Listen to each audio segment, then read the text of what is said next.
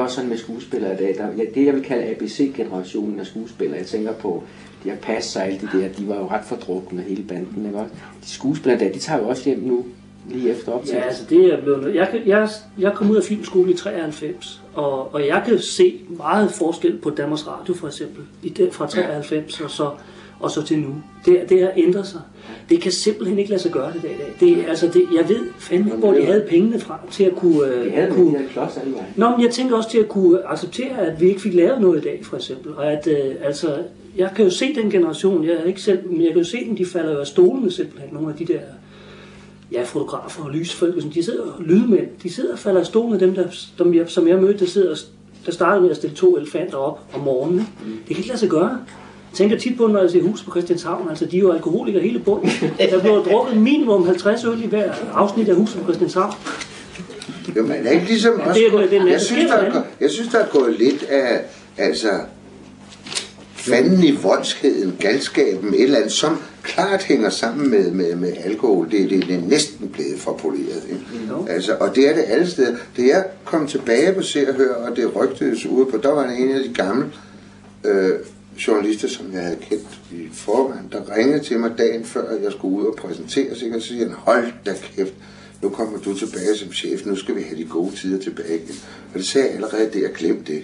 Fordi det sådan er det slet ikke mere. Og vi kan være glade for, at vi har været med i det, og vi synes, det var sjovt, og vi kan sidde og fortælle løgnhistorier om den gang, men det duer ikke mere. Fordi det er en helt anden indstilling, der er til, og det er noget, der er sket i samfundet, at det der vilde, himlingsløse drukker, du aldrig nogensinde kom hjem i 5 dage, og det eksisterer jo stort set ikke mere.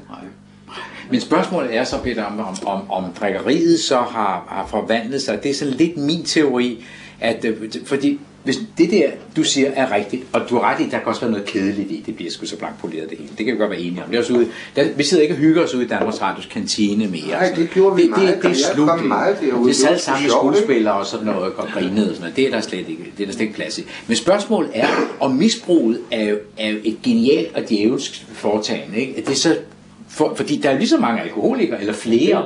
Der er ikke blevet færre af dem. Spørgsmålet er så bare, om de samme medarbejdere, der nu skal hjem og hente Lille Vanessa, som du så poetisk udtrykker det, går hjem og henter Lille Vanessa, og så skal de lave mad, for mor har også en tilsvarende karrierestilling, hun kommer hjem, ikke? Og så mens de står der og laver mad, så bliver den første flaske rødvin trukket op, og de har så et hverdagsforbrug, men det er pænt kamufleret, fordi vi vil ikke se det drikker, vi vil heller se det i TV-byen. Så ryger der en flaske rødvin, mens man i fællesskab laver maden, og måske en flaske rødvin til maden, og det er jo ikke at drikke, siger de pågældende. Det synes jeg heller ikke dengang.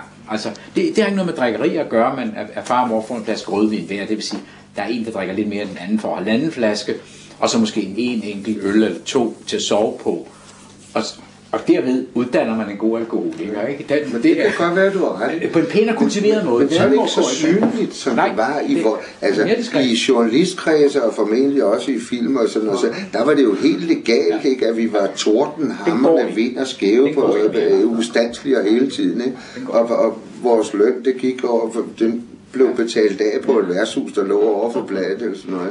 Det sker jo ikke mere. Men det kan da godt være. Those were the drinking days. Men det var så ærlige drikkedage. Ikke? Altså, det du siger nu, det kan sgu godt være, det er rigtigt, men så siger du altså, at samfundsudviklingen har skabt nogle hemmelige portvinsdrankere derhjemme bag ved reolen. Vi skal tale videre efter pausen.